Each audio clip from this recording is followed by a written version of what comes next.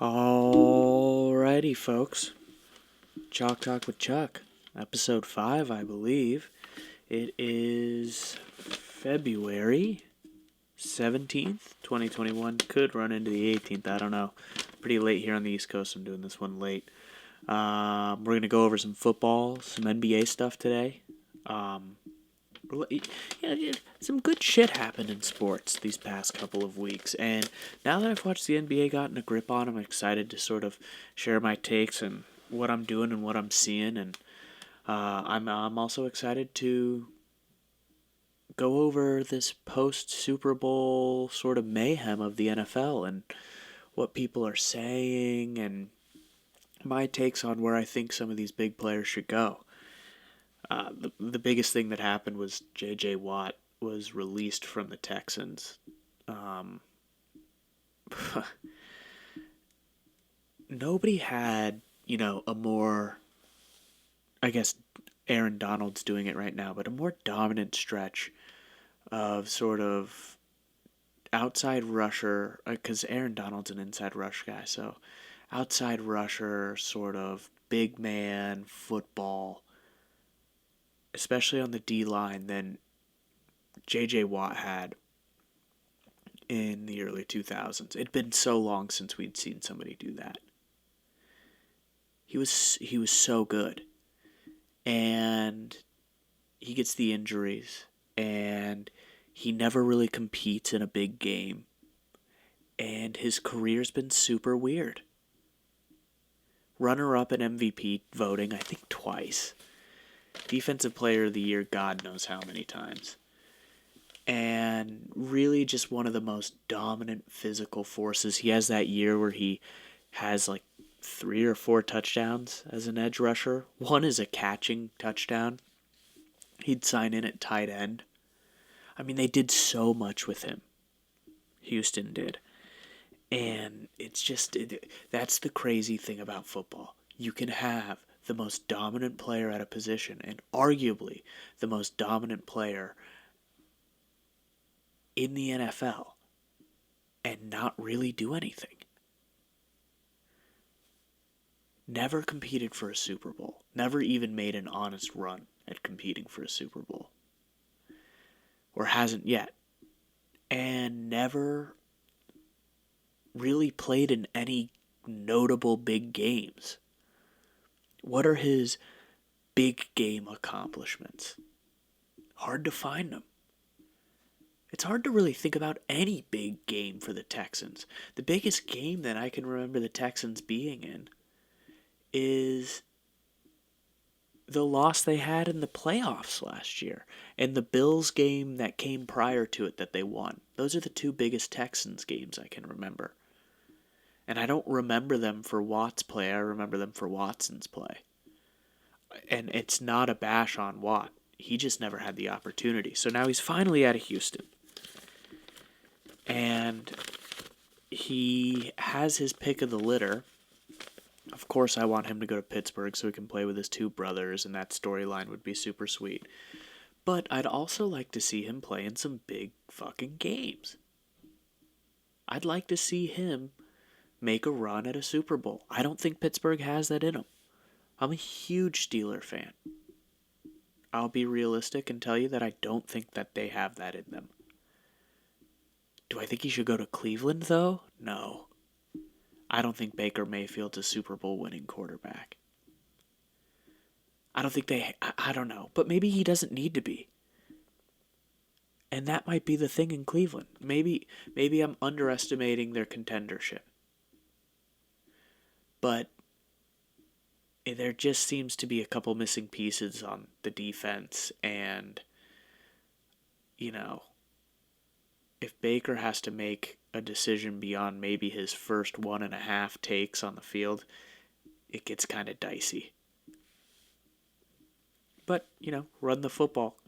Kevin Stefanski's a good coach. I would like to see him, though, go, honestly, to a team that it's like, okay, well, they're making a run, and a good run for the Super Bowl next year. And who is that? I mean, it's the Bucks. It's the um, Chiefs. I almost said the Patriots. That's how ingrained they are. Um, the Bills. Yeah, not a long list of teams that you're just maybe Green Bay because he's from Wisconsin. So I don't know if I want to see him in Cleveland, partially because I don't want to play him twice a year. But the narrative will be there with the brothers. Um, the second biggest story, and this is all, of course, in terms of just because the Watson stuff broke before the Super Bowl, but Russell Wilson seems just not. He just seems so disgruntled. He's not having it. He just seems to not be having it anymore with the Seattle situation. And I don't think he has the leverage to force himself out. But if they don't do something to make an honest run here in the next 2 years, I could see Seattle blowing it up. I mean, God.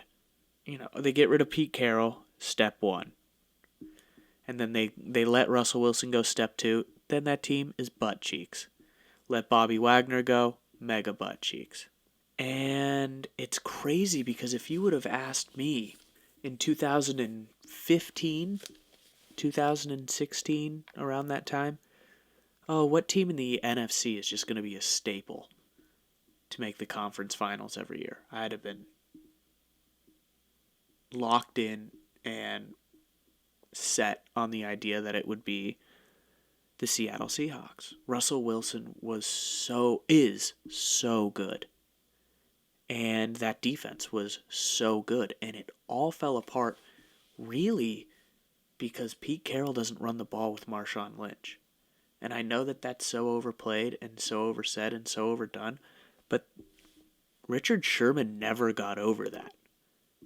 And he was the leader of the defense. And letting somebody as hyperbolic as Richard Sherman be the leader of your secondary is certainly not the greatest.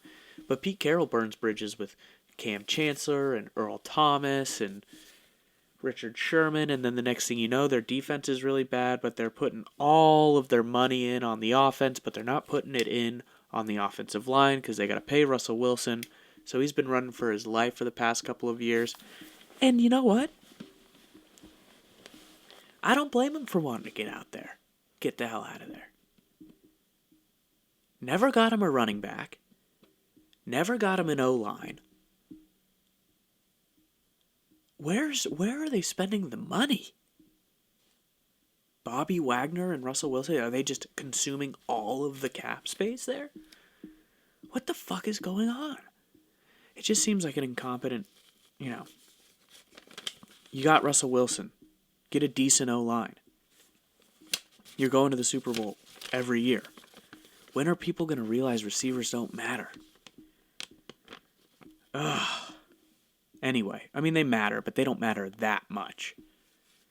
Anyway, so he seems unhappy. And if he does force himself out, and Watson forces himself out of Houston, which it seems like Watson's probably going to be successful in doing. I think he's going to be a Jet. But I don't know.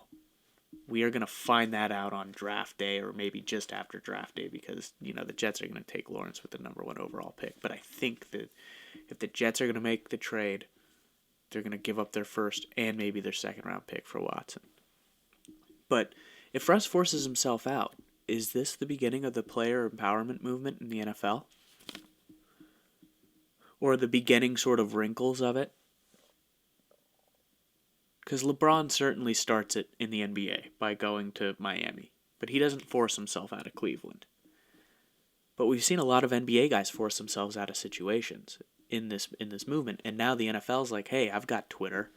These guys are like, I got Twitter. I can get myself out of here. And things are being vocalized more. And, if both of these guys, even if it happens in this season, Watson goes and the next season Wilson goes, if that happens and they both force themselves out through the media, Russell Wilson won't force himself out of the media in a normal platform. He'll be on like Ellen.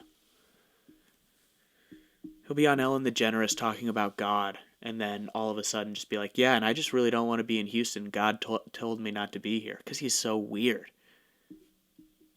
Anyway. But if that happened, I think it's the beginning of something new for the NFL. And really, the only true stars in the NFL are quarterbacks, stars that matter, and the occasional D line and edge rusher. Maybe a middle linebacker or a safety, but really, those are the positions that really you're the celebrity, and you leaving changes everything, everything, particularly quarterback. Anyway, and I mean, could you imagine a big name left tackle just leaves, and now that you got to play or a big name center, and now you got to play Joey Hunt at center? Oh God. Anyway, Watson on the other hand. So Watson, and here's what I think. First round picks in the NFL are the most overvalued things I've ever seen in sports. Who cares? Especially if you can get a guy like Watson or a guy like Wilson. Give them 3 first round picks. You want to know what both of those guys are? Bona fide NFL MVP caliber quarterbacks. Yeah, Trevor Lawrence looks like the next thing. He looks like it. Guess who is the thing right now? Those 2 dudes. That's the fact. That's the fact. And my take is on all of this is they are proven. Nothing is given in the NFL. Especially when you're drafting. These guys are proven. This never happens. It never happens that a star quarterback in their prime is disgruntled and wants to leave. I can't think of when the NFL's leading passer was so disgruntled that he asked to be traded the offseason after he led the NFL in passing. I can't think of the last time that happened. So give everything up. And not only did he lead the NFL in passing, he led the NFL in passing with his best receiver being like Brandon Cooks, because Will Fuller was out half the season because he was on PEDs. But yeah, give up the farm. Who cares? Trade your best defensive player. Who cares? He's going to take you to the playoffs if you're mildly competent, which Houston isn't. He did it for Houston for 3 years. Took that fucking awful team and that terrible head coach to the playoffs. And I know you're like, well, they gave up Jadeveon Clowney and they gave up DeAndre Hopkins, and it's like, yes, Hopkins is a great player. But do you really think Hopkins alone is worth 6 wins? What did they win, 4 games this season? Hopkins alone is not worth 6 wins. Jadeveon Clowney alone is not worth 6 wins. He just did that. And this year he couldn't handle the load anymore. It got to be too much. The energy wasn't there. The franchise feels like it got fucked. Because it did. He was so clearly checked out. He led the NFL in passing. He still had the best accomplishment you can have right now as a quarterback, leading in passing yards. In an era where you have Patrick Mahomes, Josh Allen, and Aaron Rodgers, who threw more touchdowns than they punted this year. Sell the farm, get Deshaun Watson. That's my take. That is my take, and those are my NFL takes for the day.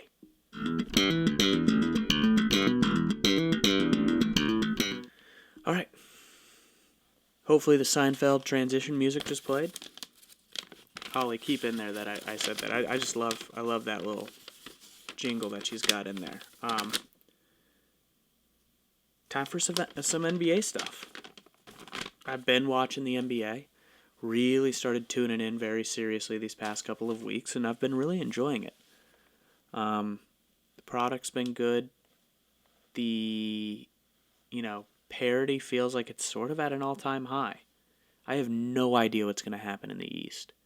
It looks like the 76ers are the best team, but I don't know if I think the Sixers are going to beat Milwaukee in a 7-game series. I wonder if Giannis is finally learning how to save a little bit in the tank for the postseason. You've been hearing a lot of talk about how Milwaukee is the ideal regular season team, and they get regular season wins and then they struggle in the playoffs. I get that argument. They were in the conference finals, not last year, but the year before. And with the bubble thing, I don't know if... I don't want to chalk too much, credit up to the bubble for fucking with everything they had going, but man, it really felt like Milwaukee was just destined to do something really special last year, and then the whole, pandemic, bubble, fiasco kind of took them out of a rhythm, and they never really appeared to find the full circuit of their ability like they had before everything had gone, to shit. So I'm not willing to say that they're just a regular season team. They lost in the conference finals. One of the best games I've ever seen was that game 6 or 7 against the Raptors. I don't remember if they lost in 6 or if they lost in 7. This is me going off the dome. This isn't written on the sheet of paper. Just thought of this and wanted to talk about it. But I think that Milwaukee is a really good team, and they got better this offseason, undoubtedly. Drew Holiday is good, and Drew Holiday can lock a guard down.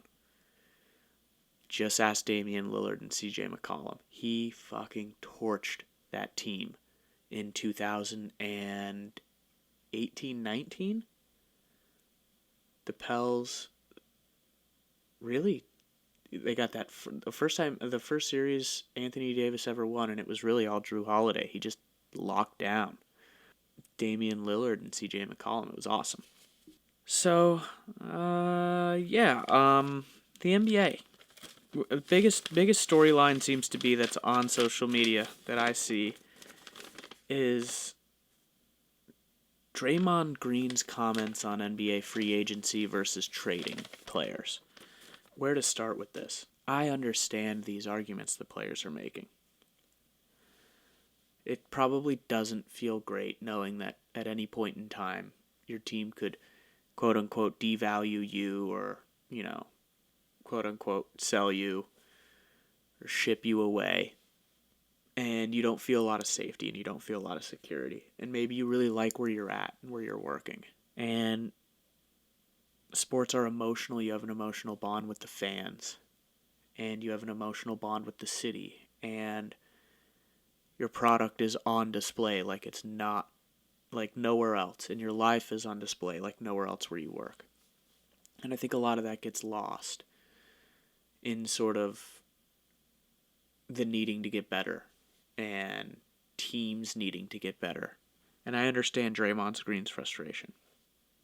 But he lost me at a point when he was talking about how Harden got fat and everybody ridiculed him and called him cancer in the locker. Like, hey, bro, if you want to bring up a scenario of somebody forcing themselves out of a situation, don't bring up James Harden and what he did in Houston. Because what James Harden did in Houston, to me, was insensitive, because there are so many people right now who don't have jobs, who are struggling to put food on the table, who are struggling with mental health, and probably a lot of men out there who are struggling with masculinity and finding out where their role is because they don't have a job and they don't feel like they're providers. And I know that that's all very sort of old school, but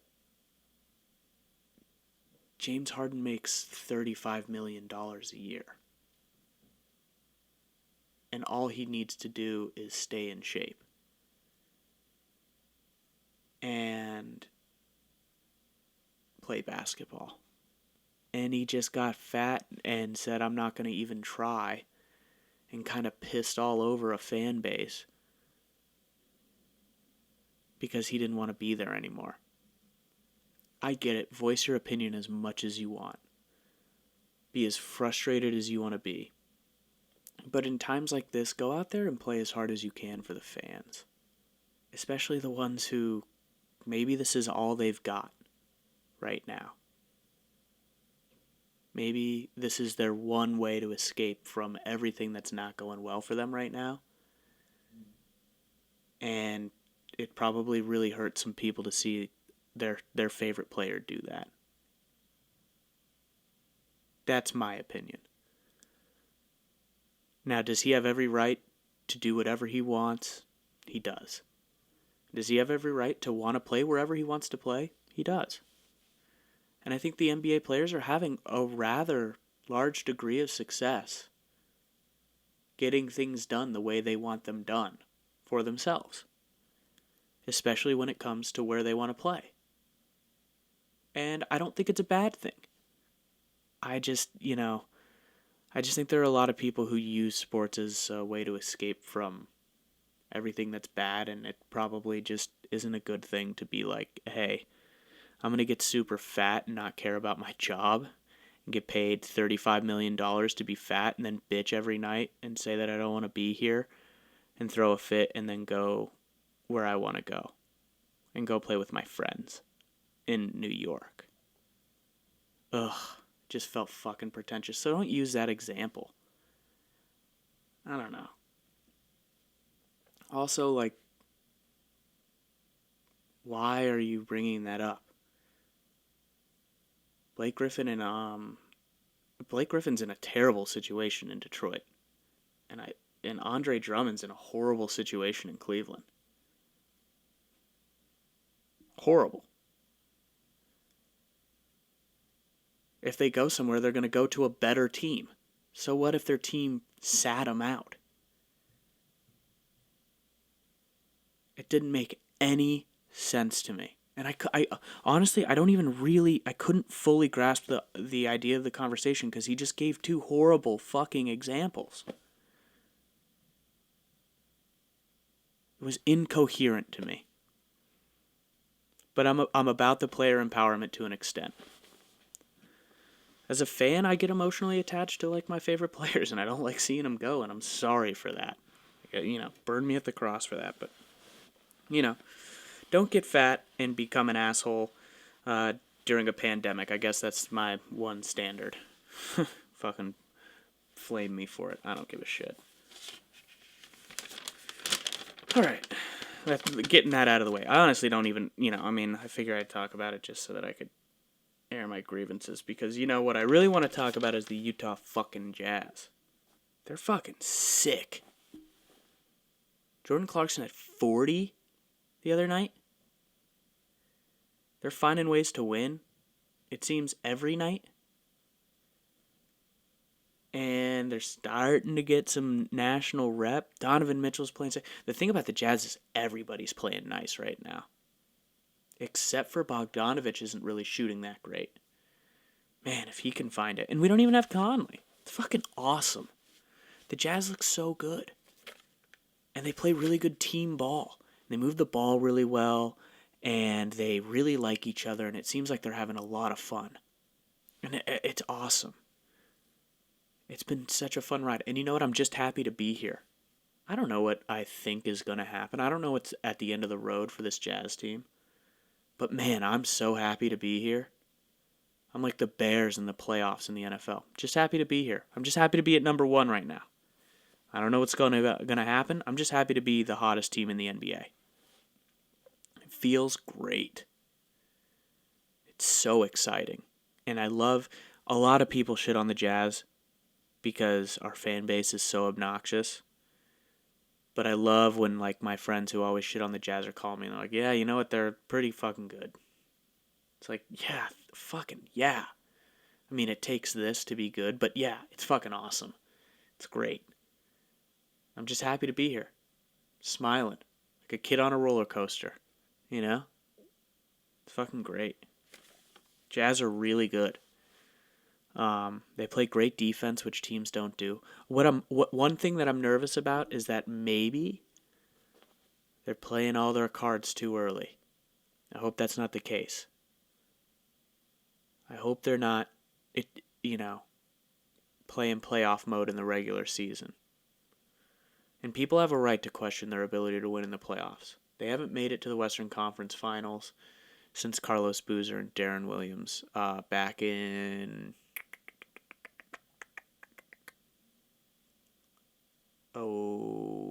08, 09? Yeah, and then the Spurs won the finals against Cleveland that season. They got swept by the Spurs in the conference finals. But, yeah.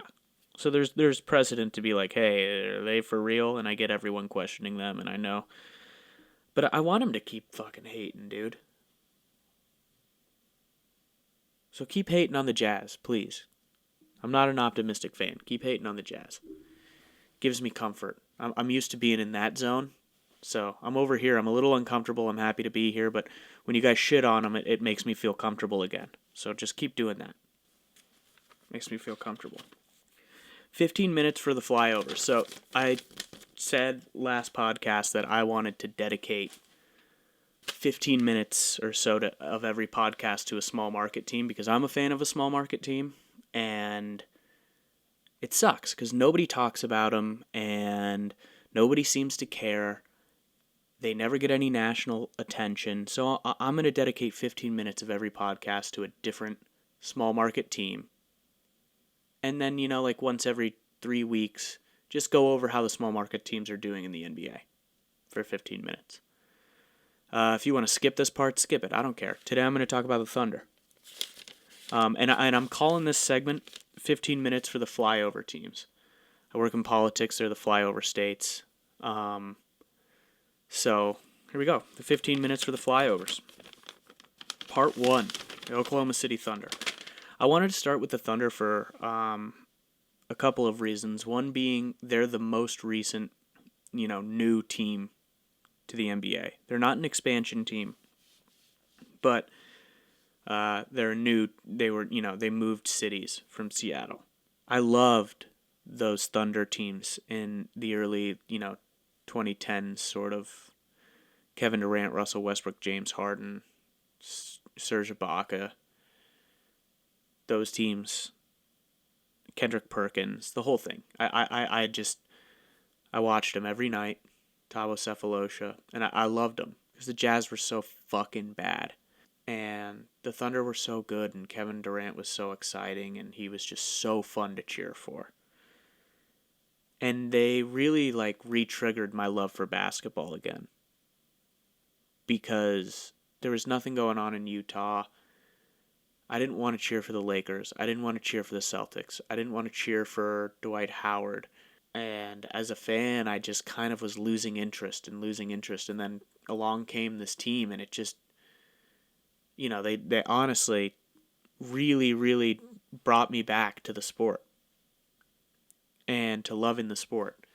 So I thought it would be fun to do this part 1 about them. Another reason that I wanted to do it was they have sneakily probably had one of the greatest starts to a franchise history. I know that they get tied in with the Supersonics, but just strictly speaking from a point of view of once they had arrived in Oklahoma, what they've done has been incredible over this sort of past, 13, 14 years. So it starts in 2008. They move. Clay Bennett picks up the team and he moves into Oklahoma in probably one of the most famous, heartbreaking moves for a team from a city to a city. If you're Seattle, I understand that you might hate the Thunder, but you've got to love that at least they went to a city that embraced them and loves them. And they have become the heartbeat of that city. They are everything in Oklahoma. It's like a college environment at those games. And that's awesome. And I know it hurts Supersonic fans, but at least they didn't go to New Orleans or, maybe St. Louis or somewhere where they wouldn't be popular. They're filling the stadium every night, and that city loves them. So if it's a consolation, if there's any consolation, it's the fact that they went somewhere where the fans just have completely embraced them and love them. In 2008, 2009, they missed the playoffs, and they're very bad. And they draft Russell Westbrook and Serge Ibaka, and then the next year they're very bad as well, and they get James Harden. The year before they drafted Russ, can't go unsaid, they were the Supersonics, but they drafted Kevin Durant. And, as a franchise, at the time, they had drafted 3 MVPs in a row. That's never been done by a single franchise. And I know the what-ifs can go on forever about the Harden deal and, keeping the team together, but just appreciate the fact that one NBA team drafted 3 MVPs 3 years in a row, or an MVP each year for 3 years in a row. Incredible. An unbelievable fact. And of course, when you have that much talent on the team, you're going to start seeing rapid increase in success. And they make the playoffs the first year that the big three are all together. And they lose 4-2 to the Lakers, but I remember everyone talking about how good the Thunder were going to be after that. It's the first time they caught my eye. I watched that series. And the crowd in Oklahoma was like into it, and they felt like veteran fans. But they also felt really rambunctious. It felt like watching San Antonio, kind of. And then the next year, they go to the conference finals. In really 4 years of being a new franchise, you're in the conference finals. In 3 years of being a new franchise, you're in the conference finals. That's fucking awesome. And they lost. But it was all there. And then, of course, they go on and they make the finals. Now, they had to play LeBron James. But just think about that for a second. As a franchise, at this point, they made the playoffs. They made the conference finals. They made the finals. They looked like the best, most promising basketball team in the NBA. And for good reason. They had 3 MVPs. And then, after they make the finals, they trade James Harden. And they lose Harden, and it was huge. You could feel that was a big deal. I had ordered a James Harden jersey online. I mean, this is, of course, before he became, like, the king of the foul and everything, and was just, like, the exciting guy off the bench, 6th man of the year, James Harden. And, man, I mean, Kmart wasn't even a bad player, but it just, James Harden goes down to Houston and instantly becomes the league-leading scorer. Obviously deserved the more minutes and, didn't deserve to come off the bench. He was one of the best players in the NBA. But they proceed to make the playoffs. And they make the playoffs until 2014, 2015. I mean, that's incredible for a team that was so bad that they managed to be in position to draft 3 MVPs in a row. For a team that had just moved to a new city. For a team that was starting a new culture. They started a winning culture in Oklahoma. Right off the bat. That is so important for small market. That is so important for a team going forward. Oklahoma was going to get press. They had the most exciting player in the NBA. They had Kevin Durant. The best scorer, some people were saying, that they'd ever seen. The most well-put-together scorer. A 7-footer who could dribble. He could guard any position on the other end of the court. He won MVP. He would take you as far as you would let him. And he was paired with one of the most explosive and exciting, but probably one of the most controversial guards in NBA history. He was paired with Russell Westbrook. It didn't happen immediately, but it started slowly happening where Durant was dropping more points than Russ, but Russ was taking more shots than Durant. And the dynamic duo that they were, and that it looked like, they were going to be for generations to come, started falling apart. They fire Billy Donovan. Kevin Durant sits out a season. They miss the playoffs. Russell Westbrook broke his cheekbone, I believe, in that season as well. And they missed the playoffs by like a half a game or a game to the Pels. And then the next year they come back, and they're so strong.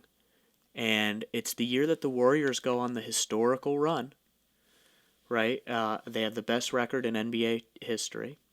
And they play Oklahoma in the conference finals. And Oklahoma takes them to 7 games. We're up 3-1. Should have won that series. And after that, Kevin Durant leaves. And it was brutal. I mean, that was crushing. I've said it. Kevin Durant could have gone anywhere else. But to go to the Warriors, the team that had just beat you, hurt. And it hurt the Thunder. But they were so lucky because they had Russell Westbrook. And that's just how good. It speaks to how good the Thunder have been about keeping talent and having talent on the roster. Having a big name on the roster. They had a big name on that team every year until this year. And I'm going to make an argument for what they've got going on being a very good thing going on. And Russ wins the MVP with Victor Oladipo next to him, and they lose in the first round. And then they go on to lose in the first round a lot. They signed Paul George, and Sam Presti and Paul George have the very famous, I'm going to stay in Oklahoma City even though I said I wanted to play in LA moment. And they have Melo there for a little bit, and then Melo goes. And then it's just Paul George and Russ, and they lose to the Jazz, which was one of the greatest first-round series of my life because I hated that Thunder team. And they hated us. There was a part of me that loved them. And they just kind of kept losing in the first round, and they were shuffling players around Russ, and then eventually the Russ thing just wasn't working. And they send him to Houston and bring in Chris Paul. And Chris Paul does amazing things for them last year. And takes them to the playoffs. And people thought that Chris Paul wasn't going to play a minute, but they had Danilo Gallinari, they had Chris Paul, they had Steven Adams. They had a lot of good pieces. They had Shai Gilgeous-Alexander, Lou Dort, and they were just kind of fun. They were fun to watch last year. Good league pass team. And they lost 7 games to Houston in the first round, but they looked good. And they were exciting. And, now it feels like the Thunder aren't even a team in the NBA. And I hate that. Gilgeous-Alexander's averaging 22 points a game. If he was still in Los Angeles, we would get so much coverage on this guy. How he's the next this or he's the next that. And you know what? He is the next this or that. He's a really good player. Oklahoma, you got a really good guy. Everyone in the NBA, be on notice. Shai Gilgeous-Alexander's a really good player, and I know that I don't need to put that on notice. But nobody's talking about him. And it's frustrating. Why is nobody talking about this? Oh, well, because they're 6-11. Oh, okay, well, you know what? Everyone's talking about the fucking Knicks, and they're barely 500. Everybody's talking about Boston, and they don't look all that great. And Boston gets to play the East. The East is not that good. The Thunder in the East are probably competing for the 8 seed. 7 seed. Horford looks good for them. And Lou Dort is a good player. A good player. A good two-way player. He flusters guards. He can shoot threes. I was talking to my buddy Ray today. He might be one of the better 3-and-D guys in the league. And I think that he can unlock more to be more than just a 3-and-D guy. He's a really good player. And they've got a pretty decent base there. Anytime that you have 2 guards that are good and a tradable piece like Al Horford becomes if you keep with him, Oklahoma, after this year, his contract becomes incredibly tradable. Incredibly tradable. So I think you should do it. Trade him. After this year. Stick with him, though. Who cares? If you're not going to be very good and you don't think you're going to make a run at the playoffs, don't trade a guy to a team when you could get more value for him if you kept him for a year or two. And I think Al Horford's contract here in the next year or two becomes very tradable and a very favorable contract to get rid of. But don't trade Dort. Don't trade Gilgeous-Alexander. Keep these guys and build the team. I'm a little upset that they got rid of Danilo. Because I think if they had Gallinari, they would be floating around 500 fighting for the 8 seed. Oklahoma's a really well-run franchise. And as fans of basketball and as a group of people who probably want to see the league be as competitive as possible, we should continue to watch their games and continue to support them. They're not boring games to watch. Shai Gilgeous-Alexander is a good player. Lou Dort is a great defender. And Al Horford is a good player. And I think that if they can get a good base there and be competitors in the West, it's better for the league.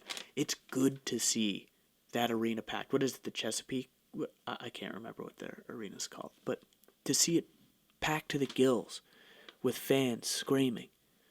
That Oklahoma City Jazz series was awesome. Two of the most passionate fan bases, enjoying some of the most passionate players in the game go at it. That's awesome stuff. So, Oklahoma City fans, shout out. It's a good team. And, well, they're not good now, but it's a good franchise, and it's a team that could be good in the future if they just keep accumulating pieces. Let's not let them fade into the dust. That was my 15 minutes there for the small market team, the 15-minute flyover. Maybe it was over 15, maybe it was under. I don't know. I don't have the exact time on it, but I'm gonna do that every week. I don't know who I'm gonna do. I usually just kind of pick I picked Oklahoma yesterday, and just did a bunch of research on them today, and not even a bunch, but just wanted to talk about them and yeah. Other stuff going on in the NBA. Boston is struggling, and gambling-wise, I can't touch them. I can't figure it out. And I don't know what the problem is either. On paper, they look like they should be good. And I know Kemba's having an off year, but they're a hard team to bet on. They're an impossible team to bet on. I never know when they're going to win or lose. Truthfully, it's a toss-up every night. And so, to Boston fans, I don't know what to say, because on paper, it's all there. This is a wing-driven league. You got two of the best young wings in the league. You guys needed a center. You went and got Tristan Thompson, a guy who averaged like 14 rebounds in a finals. You needed, you have a guard who's been able to score and has been an all-star in Kemba Walker. And he's just not doing it. And you got like the stretch 4 or 5 guy that you can play off the bench in Tice. And, don't come at me with the Marcus Smart is everything to this team take. If he's that important, that's a problem. He's a good player. He's just not that good. So Boston's having trouble, and they're hard to gamble on. Hard to put your trust in them. I'm trying to come up with my rules for gambling this season. One of them is almost certainly always bet against the Wizards. I know they're on a 3-game winning streak, but they're fucking bad. Every game is decided at the horn. Except for that Houston game. Bet against Houston, they're fucking awful. Oh, I watched the Houston Sixers game tonight. That thing was fucking bad. Houston's missing a lot of pieces, and whenever guys get traded, first get traded to teams, they always play so well because they're pissed off. They're so fucking pissed, Oladipo kind of forced his way out of Indiana, but he goes to Houston and he just plays his balls off for the first 4 or 5 games, and then it slows down a little bit. They go playoff mode for a little bit there. They play so fucking hard, and then they kind of come back down to earth. I remember this is a perfect example of this because it's ridiculous, but Bobby Portis got traded to the fucking Wizards. Bobby Portis is ass. Okay, he's ass.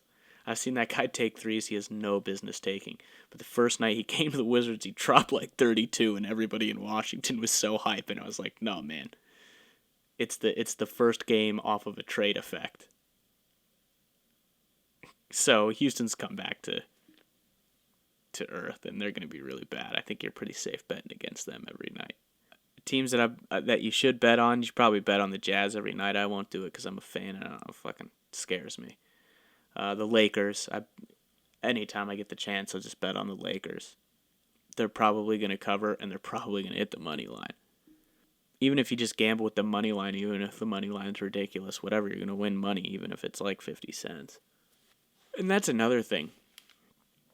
You know, in the NBA, covering point spreads is so hard and so weird because the point scoring is so weird with 3 and 4 point plays, and it's just weird, and you can be up the entire game and win the game and not cover the spread. I don't know, kind of shitty if you're a sports fan, if you're a gambler. So I kind of like to I like to play basketball by the money line. Oh, you just bet the over in every Nets game, right? That team refuses to play defense and they can score whenever they want to. Man, that's such a fuck you to all the old school basketball fans and all the old guys, like all the old heads in the booths. They're just like, oh yeah, you know how you said it used to be physical? Well, we're not even going to even bother touching another human being on the court. Sorry. God. I wonder what it's like to be them, the Nets. Getting paid millions of dollars to do half of your job. I wish my boss could tell me, like, I just want you to send emails. Don't read the incoming ones.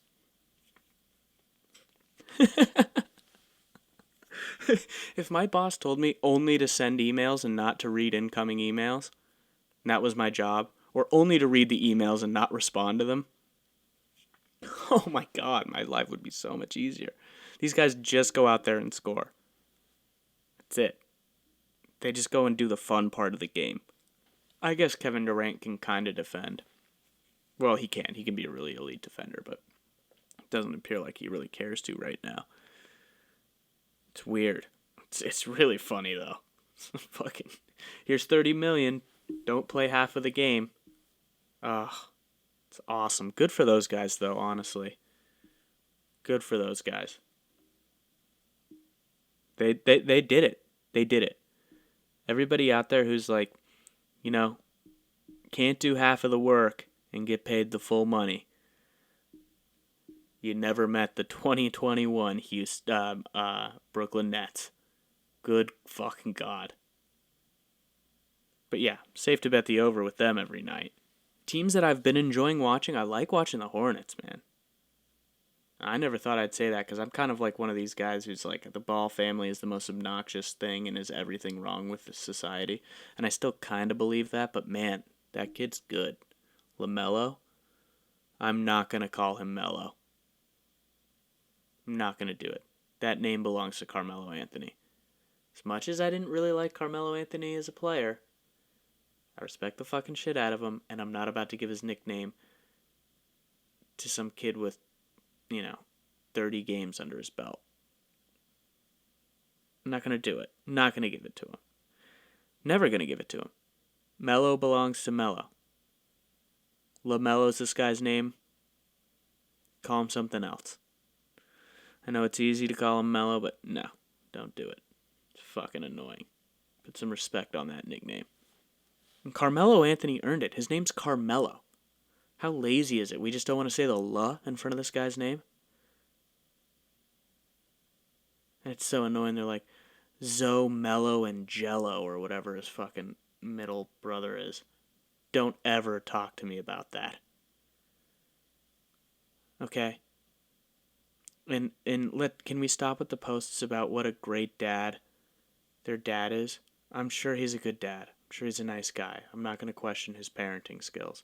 But let's cut it out, okay? Are you going to post about what a great dad that dad is who sent 4 of his kids to medical school? No. You're not. So don't do it with this guy, okay? Alright? Let's not make this about his parenting. Please? Can we just get rid of him? Can we stop being like, for all the hate you want to hate, you got to admit?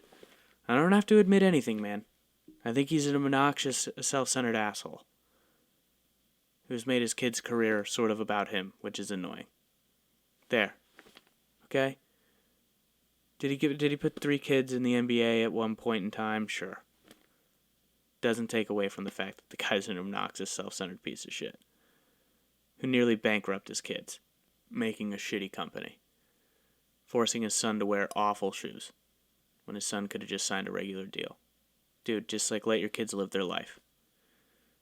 But I'm sure he loves his kids and yada yada yada. So let's not make it about his parenting. It's just fucking annoying, okay? But yeah, I'm calling his kid LaMelo. And he's good. He's fucking really good player. And Charlotte's got something really cool going on. Devontae Graham, him, Gordon Hayward's playing really well. They kind of remind me of what everybody thought the Kings were going to be, but they're just better.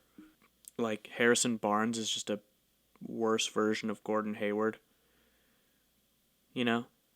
And when Bogdanovich was on the Kings, he's kind of just a worse version than Devontae Graham.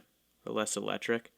I don't know. I just, like, top to bottom, they just kind of remind me of that.